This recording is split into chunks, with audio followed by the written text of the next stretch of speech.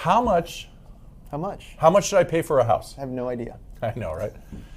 So Sean and I were talking about, like, how much, as a buyer, I mean, a seller too, you want to know how much you can sell your house for, but as a buyer, how do I know how much to pay for a house?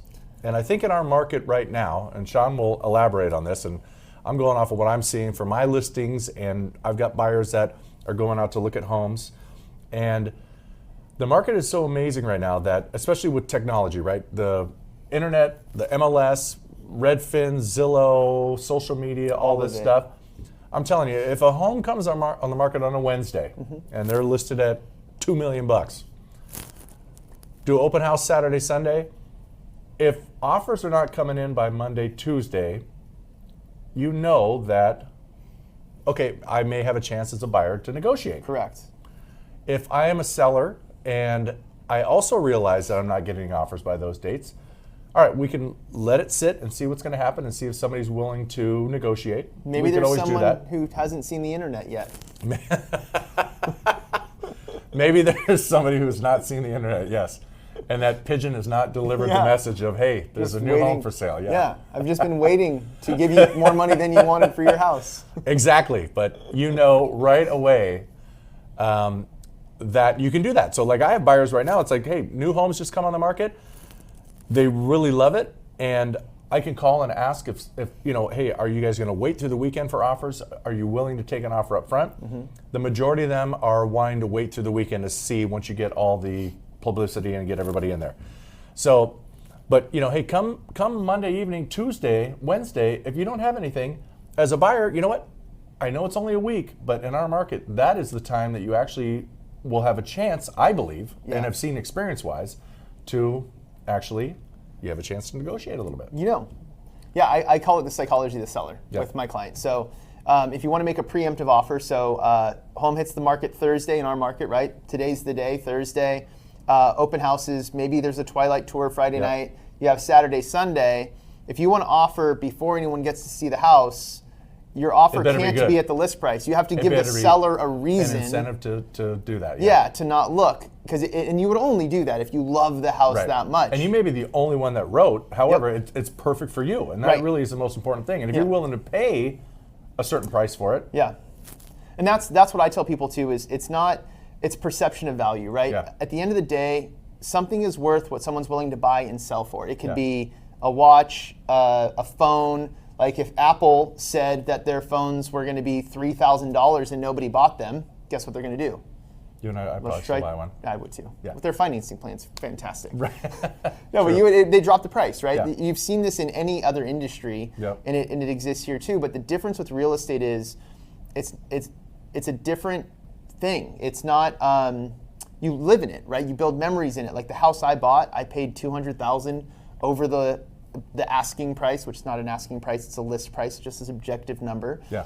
I paid $200,000 over that, and I'm forever grateful that I had the opportunity to do so. Yeah. Because it's the perfect house for me and my family.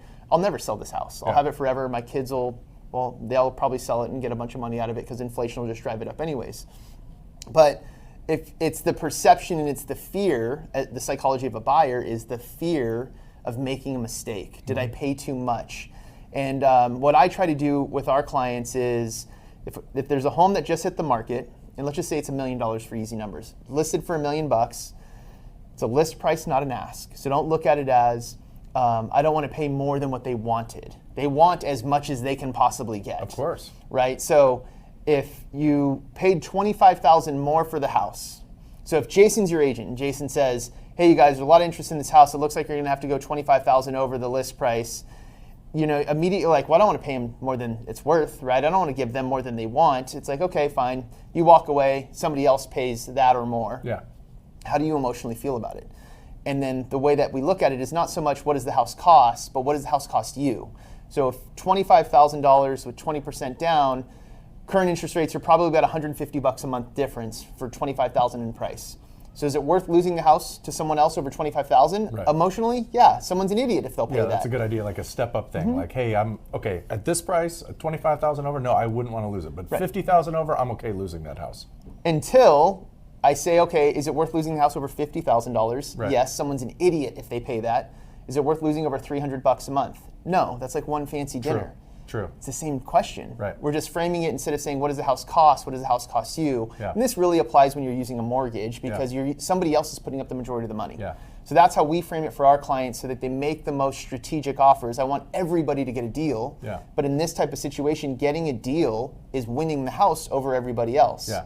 Conversely, if a home's sitting on the market, so you have a seller that listed here, the market has spoken 2 weeks later, there's no interest, no offers. What would a seller do in those situations? Well, what I recommend is, so you're exactly right. So it's like what I would recommend if the house has been on the market a week, okay, that's great. But you can know right away. I mean, there's going to be a ton of people that are going to come through. So I like to wait at least 2 weeks. 3 weeks is pushing it, but 2 weeks is time for a seller to think that, hey, I may need to adjust the price a little bit. And as a seller, don't let that discourage you because, hey, we priced here and we've had a ton of activity coming through the house, but we haven't had any offers yet. If we adjust the price, it's not just, hey, we're lowering the price and we're desperate, we have to do this. Adjusting the price and going through it again, doing open houses again and advertising and doing all this stuff, you'd be amazed, especially in this market, when you hit the right sweet spot, you most likely are going to get that price or potentially higher. So it's actually a smart strategy to do that. And on the buyer side, we're watching it. So if, like I have a client right now, I updated their buyer's guide site today, and I was like, oh, I need to add the HOA payment for this one because we haven't talked in 3 weeks. The HOA payment was already there. They're looking at the same house they've been looking at, right? But now somebody else wants it. So now it gets competitive.